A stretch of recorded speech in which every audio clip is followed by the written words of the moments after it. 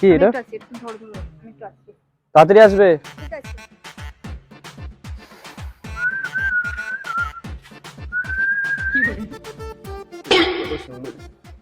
কি রেড মানে?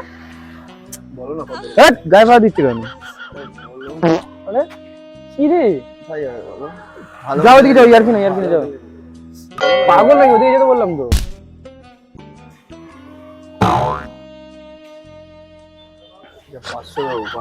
কি 500? 500 কি কেন? গিয়ে পেয়েছিস নাকি? ওদিকে যা।